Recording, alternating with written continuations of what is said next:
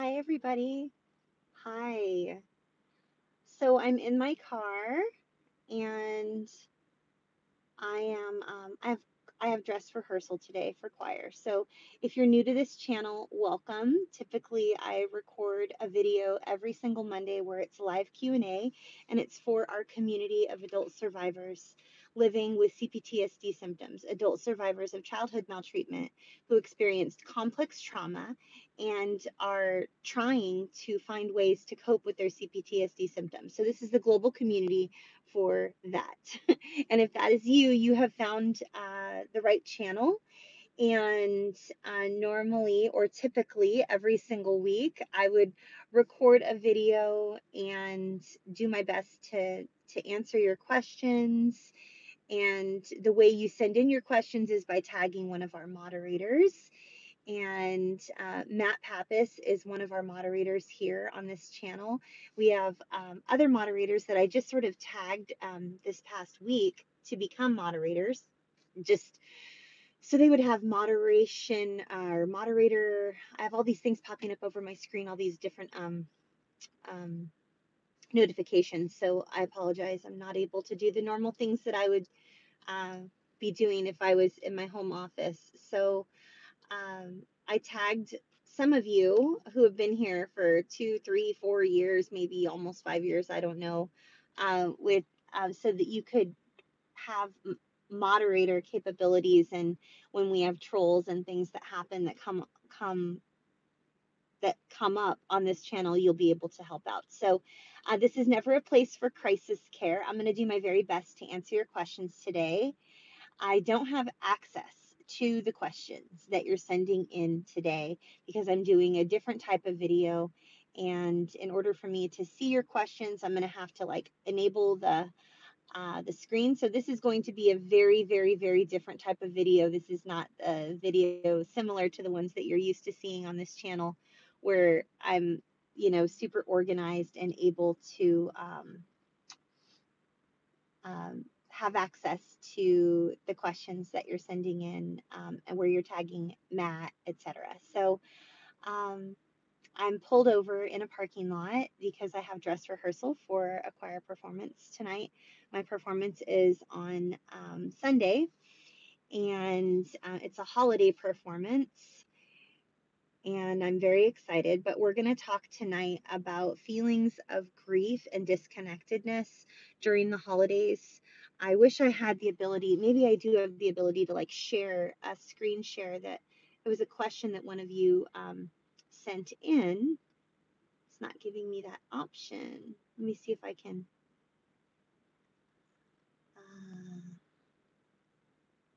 Let's see if I can.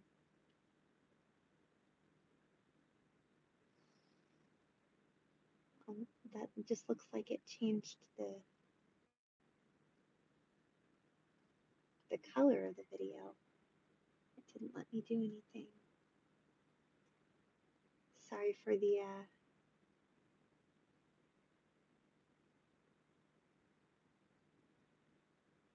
huh. Well, let's see. Apologies, everyone. What I'll do is, I guess I'll just allow you to put some messages up here. Before I do that, though, let's see. Member and super chat. What's super chat? I've never had that message before.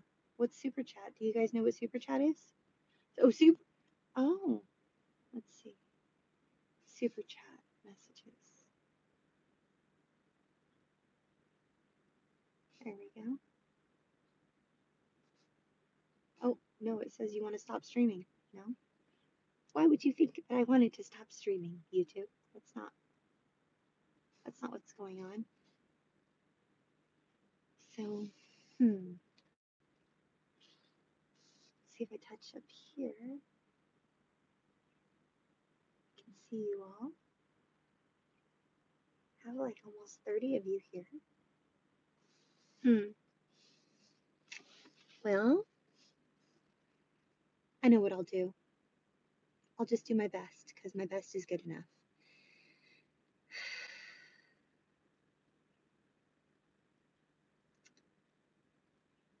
So what sparked this topic is what I was trying to do here is I was trying to share. We have a community member, and he sent in. I sent you all out some messages. If you're not like, if you want to receive messages and you want to receive support in your trauma recovery journey, then you would subscribe to this channel and you would click the little bell notification, and that means that you would receive messages from me when I put a message up.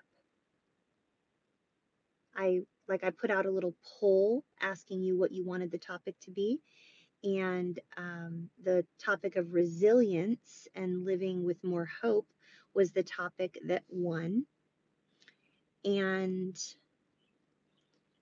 yet I received a ton of emails and comments about talking about just this feeling of grief and sadness and loneliness and disconnectedness during the holidays, whether it's because you are officially for the first time creating some healthy boundaries within the context of your family of origin, or you're just far away from loved ones and you don't have a lot of people that you can spend time with and connect with. And I just wanted to talk about that. I want to talk about how important it is for us to allow those feelings to come up, and how important it is for us to not numb those feelings and stuff those feelings and avoid those feelings. Yes, there's a time where you're going to be like, I'm driving, my children are in the car. I can't necessarily allow myself to lose it and ugly cry all over the place because I'll scare my children and they'll wonder what's wrong with mommy, or they'll wonder what's wrong with daddy, you know.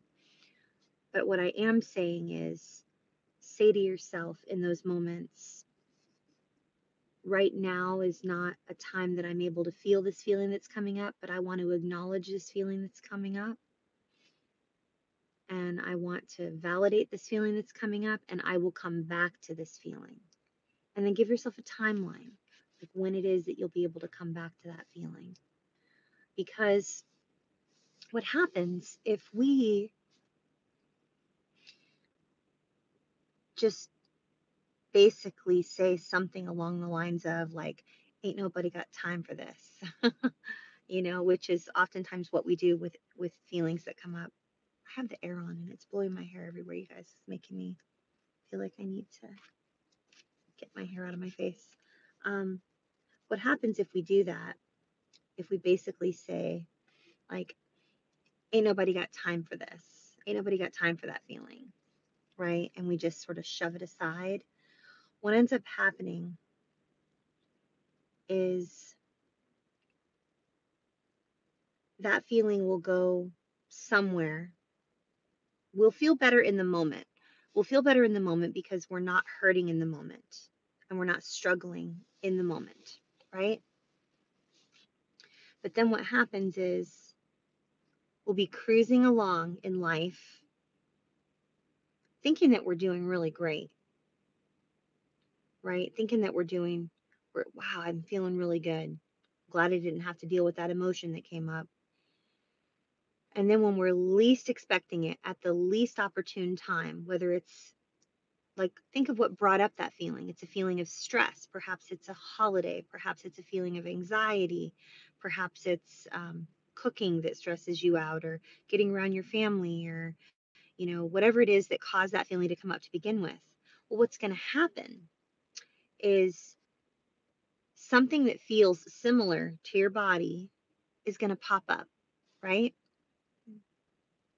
Why can't I get out of this thing? I hope this is recording. If it's not recording, I'm going to be so bummed. I'm sitting here the whole time going, is this recording? I'm hoping this is recording. Okay, so what's going to happen is we shove down that feeling, or we're like, wow, I'm glad I didn't have to pay attention to that feeling that came up that was an uncomfortable feeling for me. I'm glad that that's not something I had to deal with in the moment. Well, we're going to be cruising along and our kid's going to have a soccer game or a dance recital, or we're going to be up for a promotion at work, or we're going to meet someone new, and all those chemicals are going to start bubbling. whether it's like butterflies in your stomach because you met somebody really, really wonderful, or you received an unexpected note from a friend that you haven't seen in a really long time, and she's going to be in town for just a couple of days and wants to meet up for coffee. Guess what's going to happen if you shove that feeling down? Ain't nobody got time for this. And you never come back and readdress that feeling and sit with what it was that came up. Remember, feelings are indicators. Right when you're going to go meet up with that girl, that friend who's only in town for a couple of days, or right when you're going to go out on that date with that new person that gives you those feelings, those butterflies, when you're in the midst of trying to rush and get to your kid's soccer game or dance recital, or it's time to give a presentation at work or go into your supervisor's office so that they can reward you for something, you are going to absolutely lose your shit. And you're not going to know why. You're going to cry unexpectedly. You're going to vomit. You're going to shut down. You're going to give yourself a heart attack. Something's going to happen to you because we stuffed or avoided those emotions. And then if we numb our emotions, whether it's through any type of substance or busyness or whatever, however it is your numbing of choice. If it's watching YouTube videos or watching football or basketball. I mean, I love basketball season. I'm a basketball girl. I love it. And sometimes I could just sit there and be like, oh, this is so nice. I don't have to think about anything. I just get to sit here and watch basketball. But if I did something like that every time an uncomfortable feeling came up for me, especially surrounding the holidays, it's going to come up and it's going to smack me right square in the forehead at the least opportune time when I'm getting ready to experience something that could be potentially really great. And do you want to know why? Wait for it. Wait for it. I can't tell if this is still recording or not because the screen looks really dark. I can't really figure out what's going on here. So um, hopefully this is working. Um, the reason that happens is we can't numb stuff and avoid the bad stuff without also numbing, stuffing, and avoiding the good stuff. If you numb, stuff, and avoid any emotion, which you wouldn't do it on purpose for a good emotion, you can't numb your pain without also numbing your potential. You have potential to experience connectedness with that friend that's going to be in town for just a couple of days. You have the potential to really show up in a intentional way for your child who has a soccer game or a dance recital. You have an opportunity to show up in a very intentional way. You could potentially really connect with that person that you really like or that you're really seeking to like connect with and maybe go out on a date with. But if you numb your pain, you also numb your potential and future emotions from ever coming up. And you will unknowingly or dissociatingly, if that's even a word, um, you will automatically numb the good stuff. You can't only numb the bad stuff without also numbing the good stuff. So there's like, it's going to get really bright and really crazy here in a minute because the sun is like right there. I don't know how excellent of an idea this video was for you guys because I'm not able to really get good lighting. Over here, it's like super dark. Can't really see me. The whole screen is black. I have no idea why. Well, that's what I wanted to say about feelings. Let me see if I can actually see you guys somehow. It's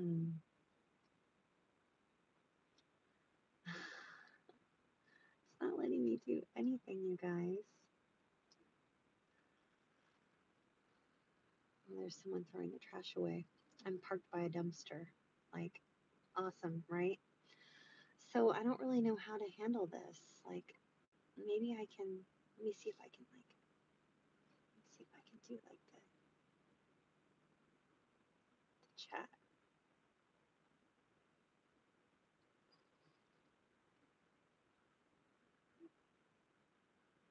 What's this super chat?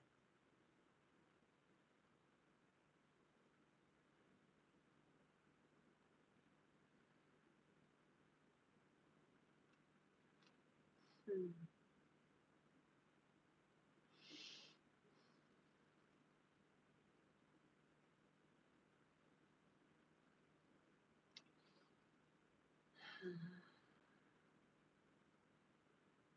It's gonna be like really bright here pretty soon, guys. Um,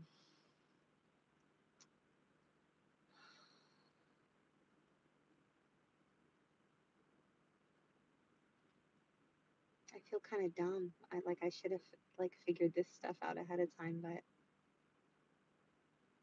oh, oh, Matt, you're amazing. Yes, brief, so that it's just like that, like just a couple words. Um,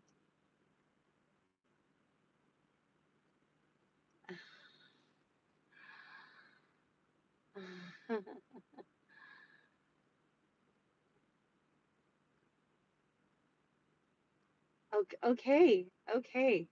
Sorry about this. How annoying is this, right? Sorry. Okay, you guys, I'm gonna improv this. I'm gonna do the best I can. Welcome to those of you who are new to my channel that are probably hating this right now because this isn't the way that things normally are. It's so happy. I'm so happy that this is where okay. Your guys' chat, it moves so fast that I have a hard time um the feed is fine. Oh good. Oh gosh. Okay. It looks, the whole screen is black to me. John Harvey says, can feeling disconnected from family be our own doing? That's all I could read because it just came down and it was just like a blink and then it was like, that's it. And so, oh, is Declan here? Hey, Declan. Hey, Hunter. Hey, Poppy. Okay, so Hunter says, can feeling disconnected be of our own doing? So this is a sticky sort of question. And the reason I say that this is a sticky question, oh, and how can we fix it? Okay, so Hunter says, can feeling disconnected from our family be something of our own doing? And how can we fix it? So,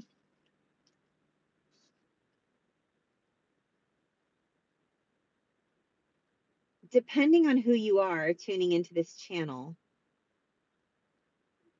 I am going to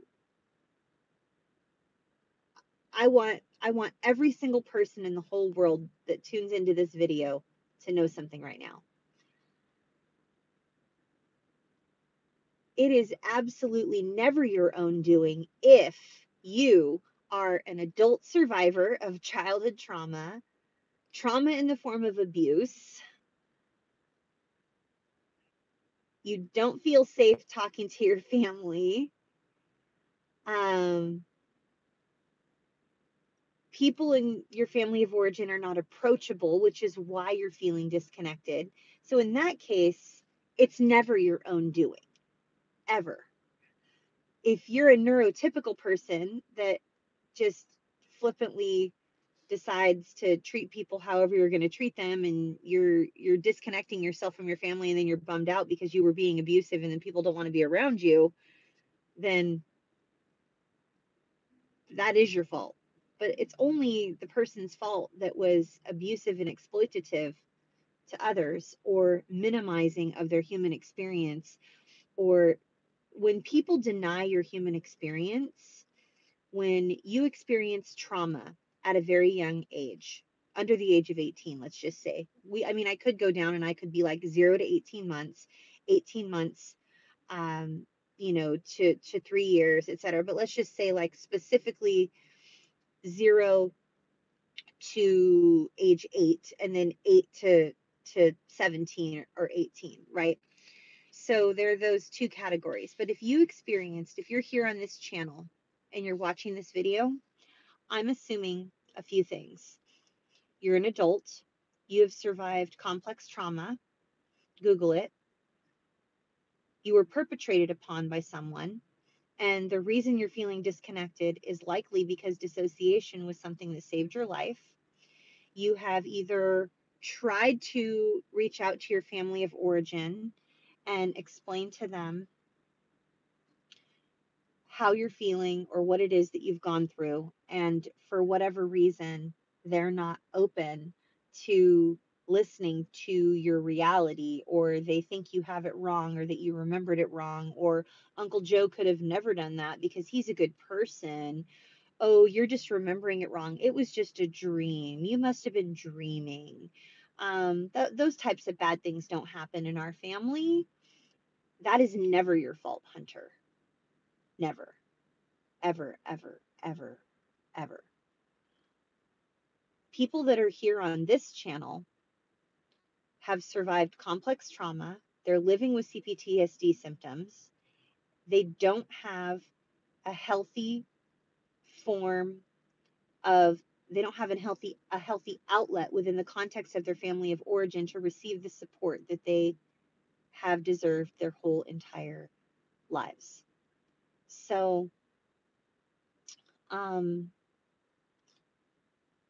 that's the answer to the first part of Hunter's question, which is, can feeling disconnected from our family of origin be our own doing? The short answer is no. Not if you're watching this channel, and I'm presupposing all the things that I already mentioned. And then the second part of Hunter's question was, how can we fix it? And my short answer to that, Hunter, is not something you're going to like, and that is that you can't.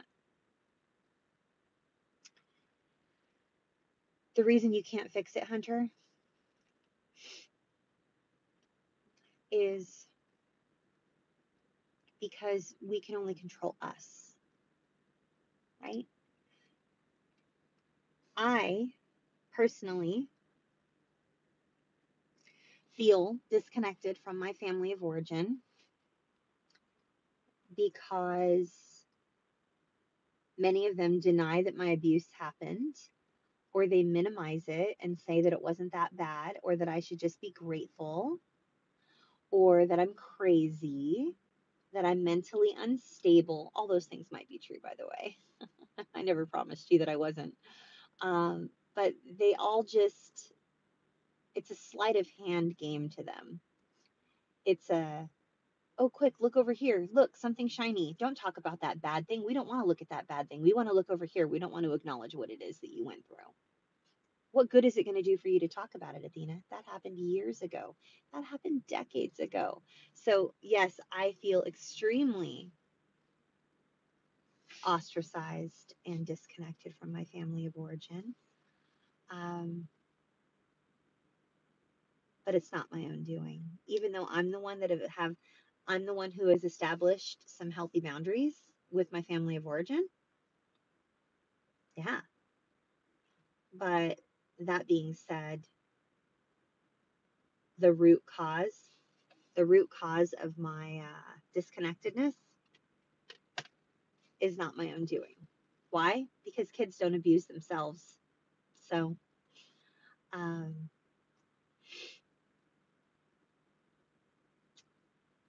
okay, so Donovan says, what if we get an unexpected call from family over the holidays?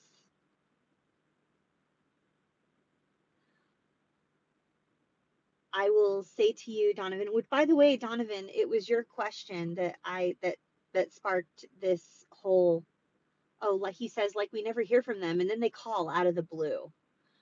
So Donovan, your question was one of the ones that came in that I'm addressing in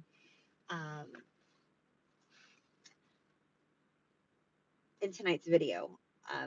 a lot of people wanted to talk about resilience, which we are sort of talking about, but we're basically referencing what it is that you had sent in, which is what you've just asked. So I'm going to say something really loud and clear for you all. And we have our team, Mark and his team, are chopping all of these longer videos into shorter videos, along um, with. So I have Mark, I have Blessing, I have Dimmy, I have like our team there that are doing all this. So right now I'm gonna address Donovan's question, which is, what if we get a call from one of our family members during the holidays and we don't hardly ever hear from them, and then they call us out of the blue? Now, a lot of things I'm taking for granted when I answer this question. You're tuning into this channel because you are an adult who survived complex trauma and you're feeling disconnected from your family and you were abused. The trauma you endured is abuse. Is the trauma you endured is in the form of abuse, and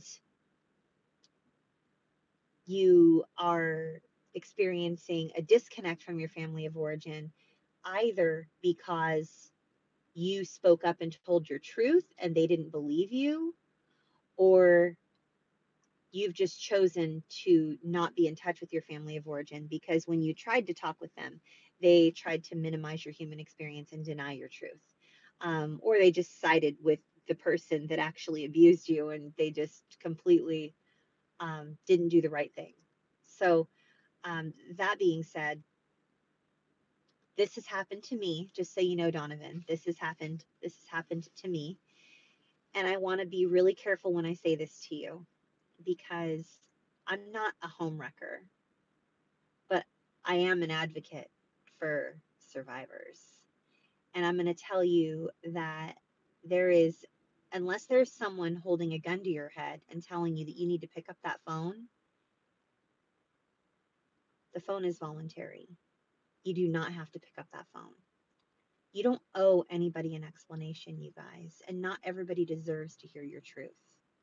The people that deserve to hear your truth are those who validate your human experience and who acknowledge that what you went through was real and that it was painful and that you didn't deserve it.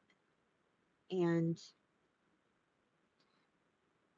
you do not need to answer those text messages. You do not need to pick up that phone. In fact, I would absolutely encourage people who have people in their family of origin who are abusive, overtly and covertly abusive. I would encourage you to block people who are minimizing of your human experience and who don't believe you and who cause you mental and emotional distress, which will turn into physical distress. Like your body can only handle so much, and you will get physical symptoms of the distress that you're under as a result of your family of origin trying to contact you. So I found that I felt a lot less crazy when I deleted people out of my phone and I blocked their numbers. Occasionally, I can't show you my phone right now because I'm using it to record, but occasionally I'll get a little notification on my phone. It says that somebody, there's like, it's on the little telephone icon, and it'll be like a little red one or two. Um, and I'll look and it'll say blocked voice message. I'm like, oh, what's this? Blocked voice message. And I'll look and it's a number I don't recognize because I deleted that person. And rather than listen to that blocked voice message, I delete it permanently. And then because I don't trust myself, I will usually go into my deleted items and then I'll permanently delete the permanently deleted items that are from blocked numbers or numbers that I don't recognize. Um, but I used to feel really, really, really guilty about this, and I don't anymore because I was feeling very minimized, very crazy. I was remembering things very specifically about my childhood, and when I would try to bring it up, I was told by several different family members that I must be remembering it wrong. And that is a crazy making experience. And so I was feeling depressed and hopeless and actively and passively suicidal. And so I just decided, with the help of my cousin, one of my only family members that I keep in really close contact with, other than my son and my daughter-in-law and my niece and nephew, um, I I blocked them. Their text messages don't come through anymore. Their name is deleted out of my phone. They're deleted off of my social media. If I see anything come through from anybody on my social media, I delete it or I ignore it completely. There are certain people that I'm able to ignore completely, and there are others that I have to delete because otherwise there's like a tug on my heartstrings on certain things. So, Donovan, I would say to you, unless someone is holding a gun to your head in that moment saying you better answer that phone, then I want to encourage you not to answer that phone. I want to encourage you to delete people out of your phone. And whatever you guys do, please don't hold out hope. If you have done the research and you have come to a conclusion that there are family members that are truly manipulative and toxic and exploitative and manipulative and covertly or overtly abusive, and you have identified that, not in an emotional time, not in a highly charged gut reaction, screw them, I'm over this, but like you've thought about it and thought about it and thought about it and thought about it, and you're like, you know what? This is making me sick. This is causing me to feel sick a lot. Like really, really, really physically ill and mentally not well. Then I want to encourage you to do the right thing for yourself for once and don't answer those calls and don't respond to those text messages. Delete those people, block those people. I have more patience for robocalls and people calling telling me that I'm going to be under arrest for the IRS because I've committed a crime or something, which is completely impossible. They tell me I have done something wrong with my credit cards, and I'm like, I don't even have any credit cards. The only credit cards I have are from my husband, who puts my name on something, like so that I can get gas in my car. So the whole screen is black, you guys, and the lighting is just crazy. Like, I don't even know. Like, maybe I could put this little thing down here. Let me see. Does that work? August says, how do you, oops, I'm so sorry, Matt. Could you resend that? I was trying to like block the,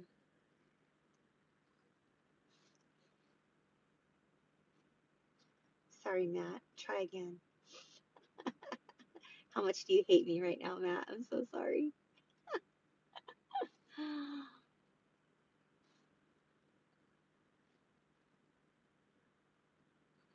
Welcome to everybody who's new to this channel. This is not my typical live stream. How do you handle your family that denies your abuse? And that's from August Snow, I believe. So the way I handle my family, so that completes my question for Donovan. This new question is from August Snow, and August says, let me see if I can go back here. Ooh, how's that? Is that good? Yeah, this is better. So let's see, make it bigger so I can see when you guys are doing that. Okay.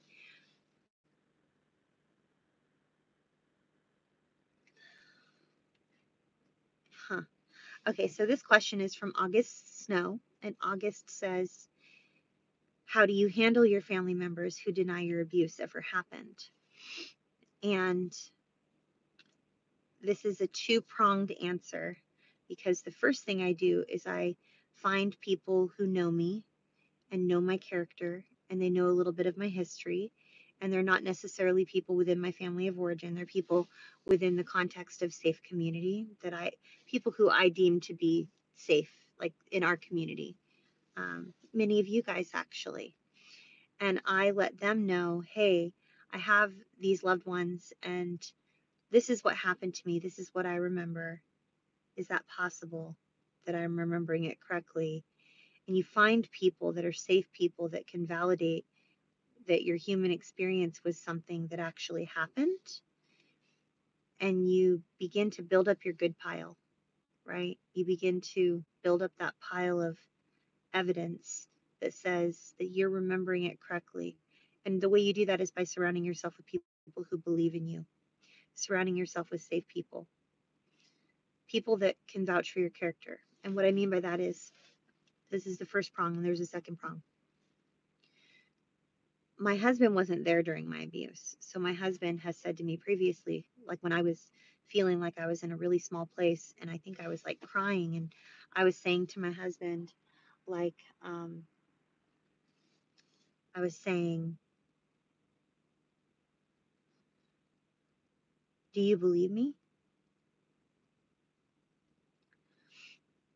And you see, that's a really tough question, you guys, when you ask somebody, do you believe me?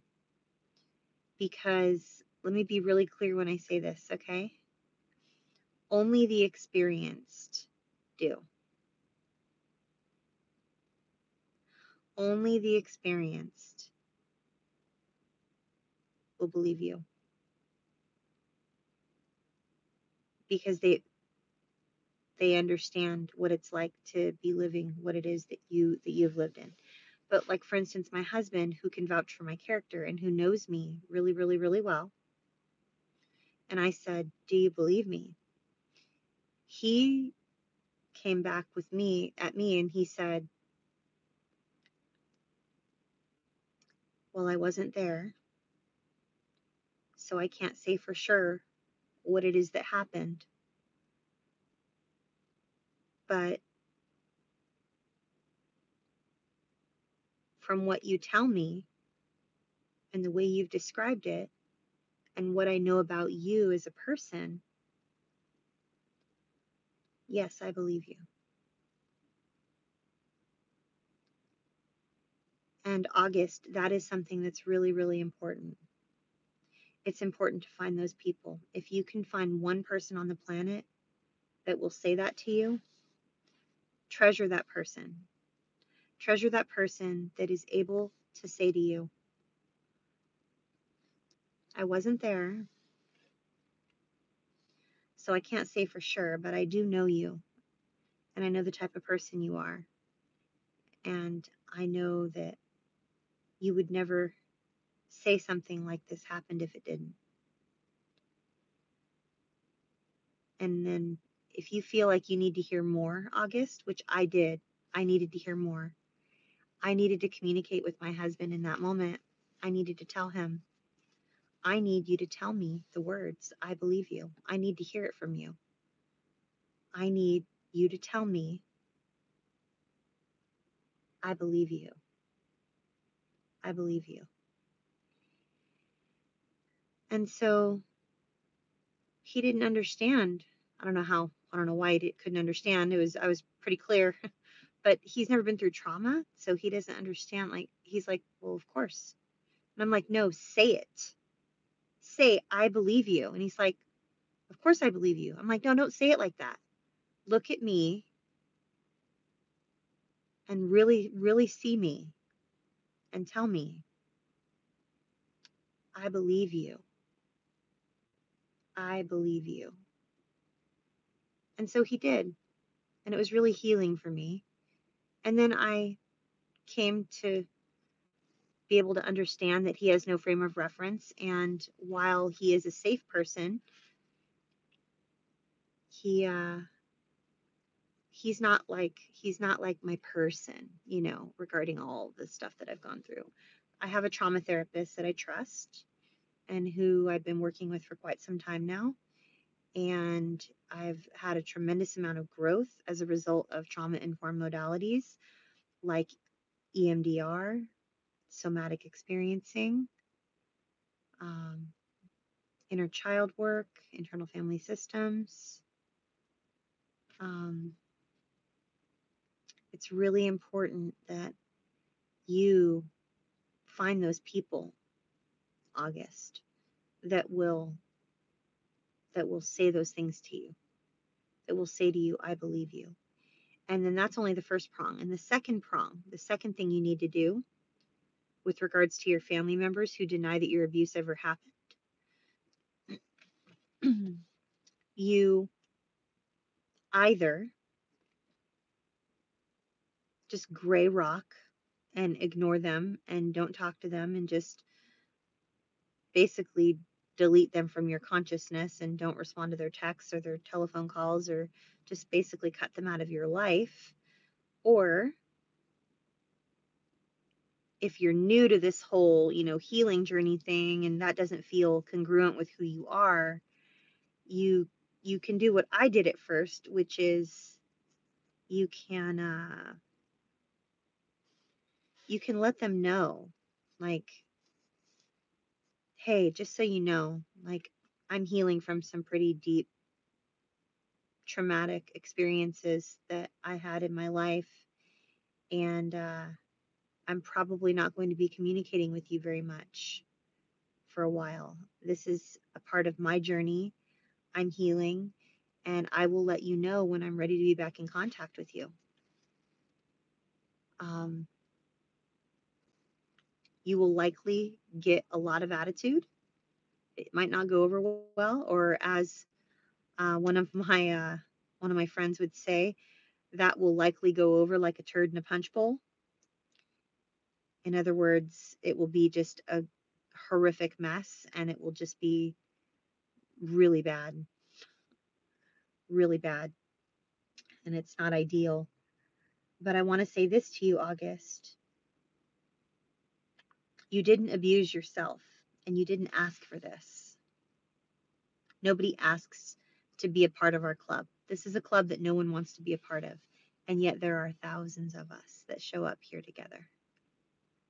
So please, please, please know that the first step is to surround yourself with someone who will listen to you, validate your human experience, and tell you what you need to hear. For me, I needed to hear that my husband believed me. That might not be what you need to hear. You might need to hear something totally different.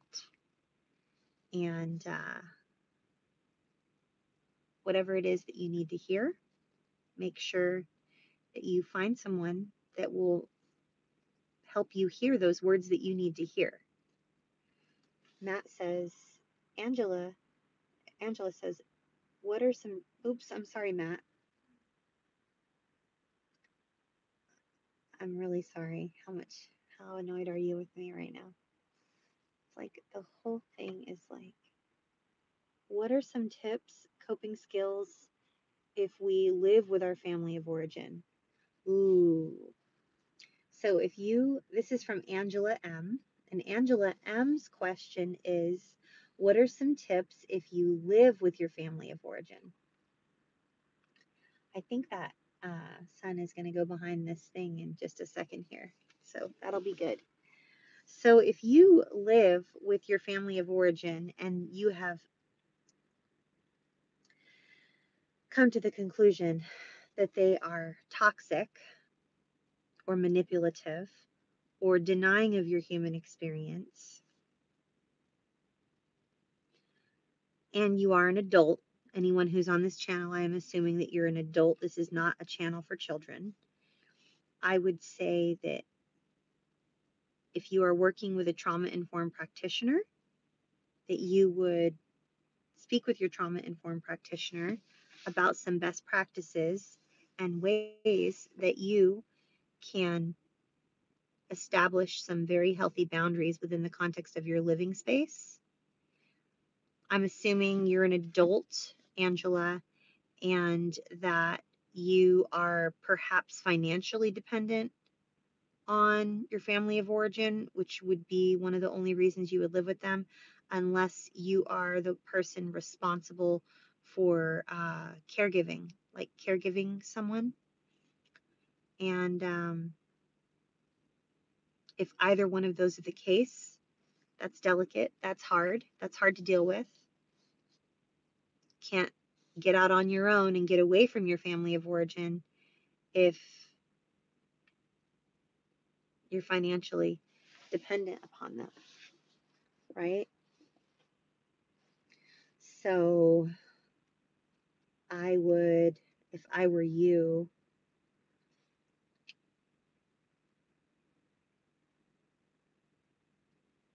I would find ways to create pockets of safety in your life.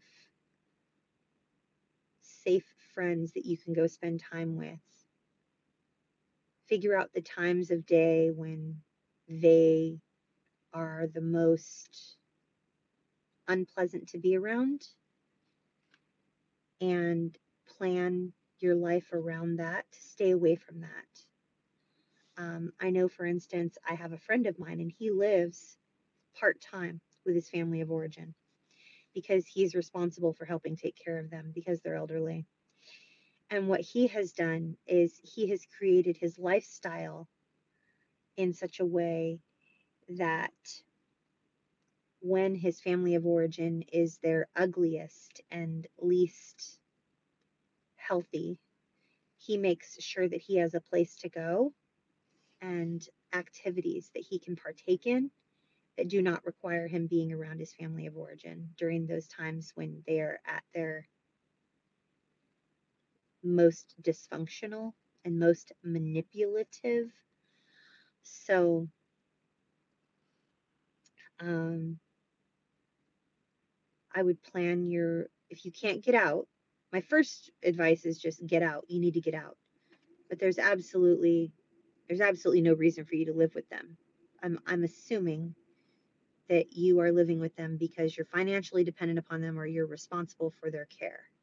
And if that's the case, then create your lifestyle in such a way that you do not have to be around them when they're at their absolute worst and most toxic. I hope that's helpful. Welcome to everyone. Welcome to all the new people. This is not a typical video. I would prefer to be. Oh, Declan says, is it better to relate to people on your own terms, even if it means being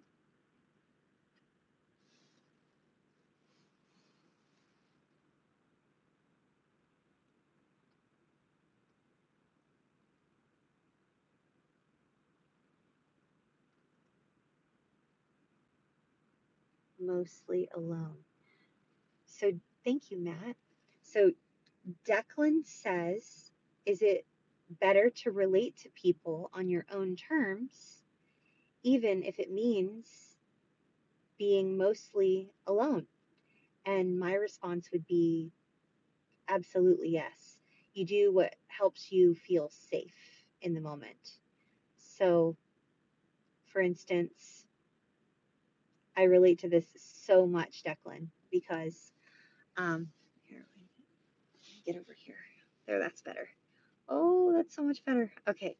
I relate to this so much because there are some people, not even within my family of origin, they're just some people that are loved ones of mine, like friends, acquaintances, people that I would see at church every Sunday, people in my community where I live, not our online community, but the community where I live. And some of them I found when I was in contact with them,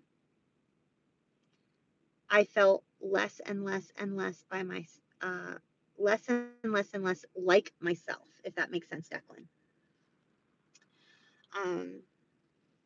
And what I did is I wrote down in my journal the times in which I felt the least like myself, the times in which I felt the least healthy, physically, mentally, and emotionally. And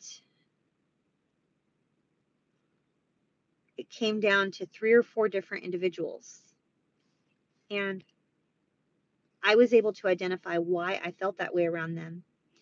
They have certain ways of judging me verbally and non-verbally, sizing me up verbally and non-verbally, passing judgment on me and my trauma history verbally and non-verbally, and asking questions that were extremely thought-provoking, however, also re-traumatizing for me.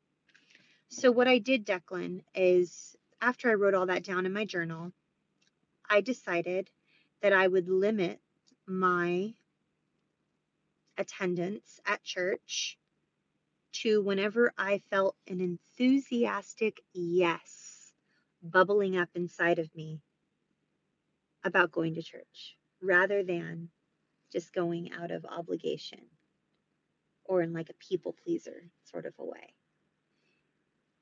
And I want to say, Declan, that that is my version of dealing with people on my own terms. That's my version of that. I love church. I love going to church. I love the music. I love listening to the really helpful and applicable messages that I get that help me deal with everyday problems in a way that feels congruent to me and my own journey and my own life. And yet,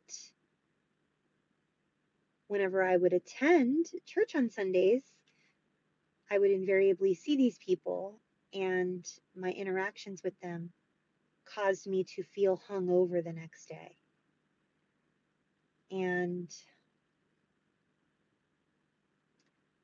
I realized that I needed to limit my church attendance.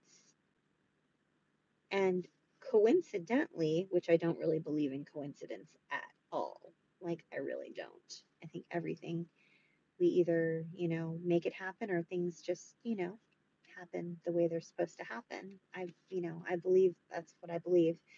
So coincidentally, um, my work schedule shifted to where I was working Sundays, Saturdays and Sundays. This probably started like back in May. And so I have been to church probably twice since June. And while I miss my friends, my loved ones, I miss my pastor, I miss, the worship leaders that are my friends that I really love a lot, like just deeply with all my heart. I don't miss those feelings of dread and feeling hungover and almost violated and disturbed. And it's not even just church. When I see those people at different functions where there's like, we're all eating a meal together, I feel that way as well. And so the quick answer to your question, Declan, is absolutely yes, 100% enthusiastic yes. It is always best to relate to people on your own terms, even if it means being mostly alone. Until, this is the kicker, Declan, until we're in a place in our trauma recovery journey where we're not feeling wobbly, we're feeling pretty strong and pretty good, and we feel like we can push ourselves a little bit. We can feel like we can push ourselves a little bit. And questions are closed. Thank you, Nat. You guys, thanks so much for being here. If you're feeling like you're in a place in your trauma recovery journey where you're able to sort of push yourself a little bit, like outside of your comfort zone, and it doesn't cause you to feel sick to your stomach or like you need to sleep for a week, then that's okay. But just be kind and gentle to yourselves.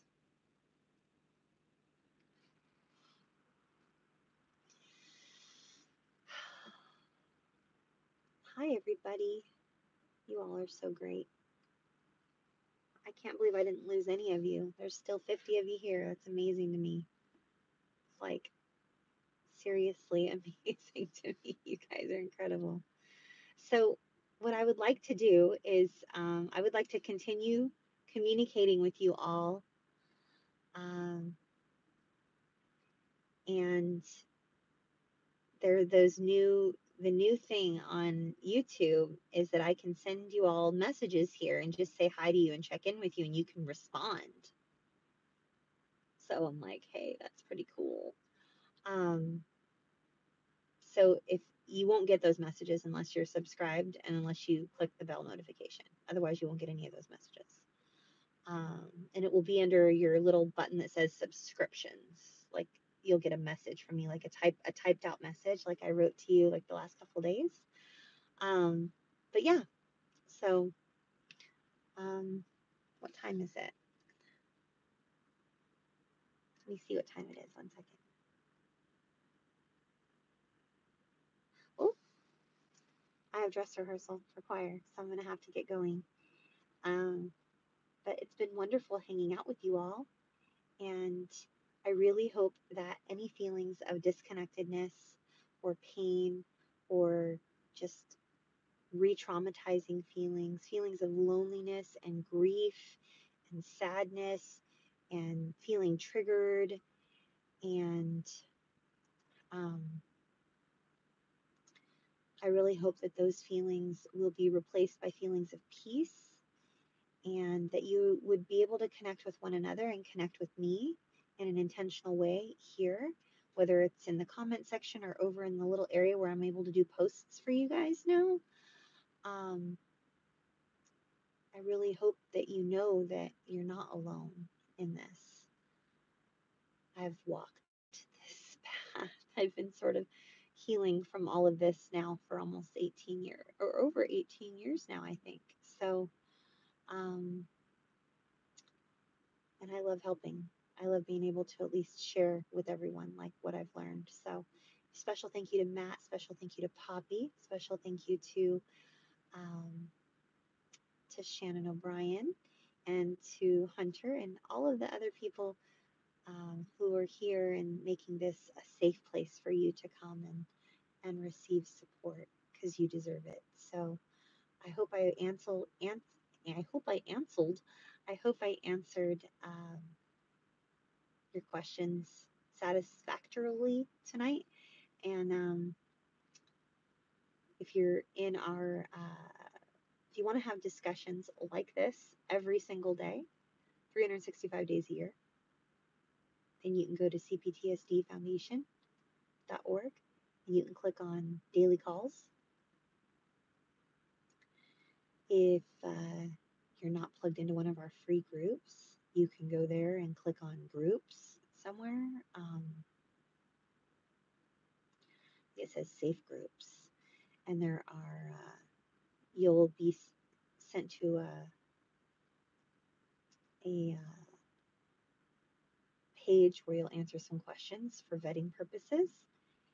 And um, my assistant Lisa will get back to you so that we can get you plugged in to the free groups. And I will be posting on Thursday a brief, like 15-minute-ish discussion just of gratitude, just talking about gratitude. And it would be great to have you there. Great to have you there. It would be great to have you all there 7 days a week, 365 days a year on the daily recovery support calls. Because when we show up for ourselves on a regular basis in an intentional way, we heal faster and deeper. But that's not possible for everybody. And I understand whether it's because of time zone constraints or financial concerns. It's not for everybody. But Facebook is 24/7, 365, so, and it's free. So please reach out, cptsdfoundation.org, and fill out the form. My assistant Lisa will be in touch and we'll welcome you in after we do some vetting questions and make sure you get plugged in and receive the support that you deserve. Otherwise, I'll be back here every single Monday, 6 p.m. Pacific, 9 p.m. Eastern. I'll be traveling for a couple of weeks coming up and hopefully connecting with some of you guys. So stay tuned for that. I will tell you more about that this coming Monday. Um, so, yeah. Thanks, everybody. Take extra, extra good care of yourselves because you're worth it.